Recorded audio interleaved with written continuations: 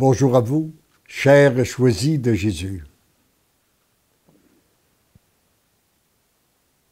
Le message 51 du 3e volume m'a été donné le 6 janvier 2001. Et voici la prière que je formulais. Seigneur Jésus, je vous présente toutes les personnes qui nous demandent des prières. Celles que nous portons dans notre cœur et d'une façon spéciale, celles qui aujourd'hui subit les attaques de l'adversaire. Alors je refais cette même prière aujourd'hui aussi. Je vous redonne mon oui pour être à votre service quand vous le voulez, auprès de qui vous voulez et pour le genre de mission ou ministère que vous voulez. Merci d'entendre et d'exaucer ma prière. Votre tout-petit qui vous aime. Et la réponse, mon tout-petit, sois sans crainte. Tu as trouvé grâce à mes yeux et tes prières sont toujours entendues et exaucées en temps voulu.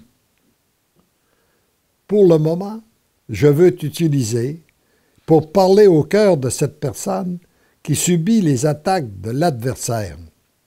Je veux lui dire ceci, elle, que je nommerai Lucien, enfant bien-aimé de mon cœur, ce que tu vis présentement n'est que passager. Tu n'as rien à craindre, tu es sous ma constante protection, je te protège par mon sang précieux, je te recouvre de mon manteau et celui de ma Sainte Mère. Lorsque nous sommes sous le manteau de Maman Marie, protégés par le précieux sang de Jésus, nous n'avons rien à craindre face à l'adversaire. Tu es présentement dans un grand passage qui te conduit à la plénitude de l'amour. Tu peux avancer dans ce grand passage dans la mesure où tu es détaché de ce qui te tenait en captivité.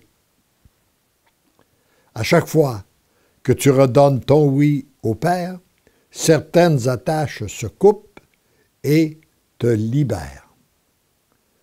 Par notre passé, il y a beaucoup d'attaches. Et c'est souvent ce qui nous tient en captivité. Et le Seigneur veut nous libérer de toutes ces attaches. Lui, il nous a créés libres et il nous veut libres.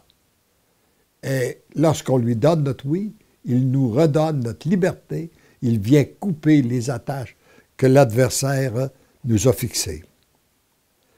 Et il dit ici, l'adversaire fait tout en son pouvoir pour te convaincre que tu étais beaucoup mieux à l'intérieur de ces belles attaches, pareilles à des fils d'or, et présentées à toi avec les plus beaux attraits, tels le confort, l'aisance, le bien-être, le luxe, étalés sous le couvert du bien de la famille, de la nécessité de voir à prendre soin de toi pour maintenir ta santé. L'adversaire est très furieux lorsqu'il constate que ce ne sont pas ces attaches qui sont la priorité de ta vie.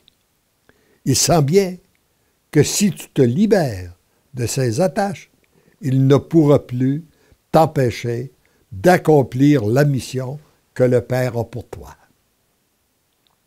Bien que tu sois entièrement protégé par notre amour, le Père laisse une petite liberté à l'adversaire d'agir auprès de toi afin que librement tu puisses exercer ton choix ou tes choix.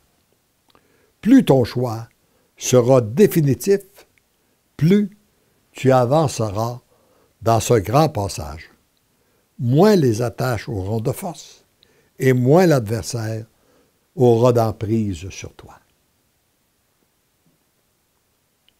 Plus on s'approche de Dieu, plus nous entrons dans un monde de liberté et les attaches ont moins d'emprise. Lucien vient près de mon cœur pour y ressentir de plus en plus mon amour. J'ai besoin de toi, tu es précieux pour moi, accueille mon amour et tu constateras que ce que tu croyais important est sans importance. Je brûle d'amour pour toi, car divinement je t'aime. Je demande à Jésus cette grâce de discernement, de sagesse que lui seul peut nous donner, afin que nous puissions reconnaître ce qui est important dans nos vies, ce qui est secondaire et ce qui est sans importance.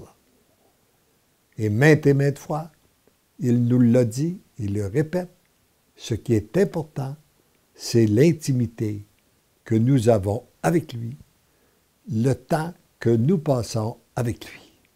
Heureux sommes-nous de découvrir ce qui est prioritaire dans notre vie. Amen.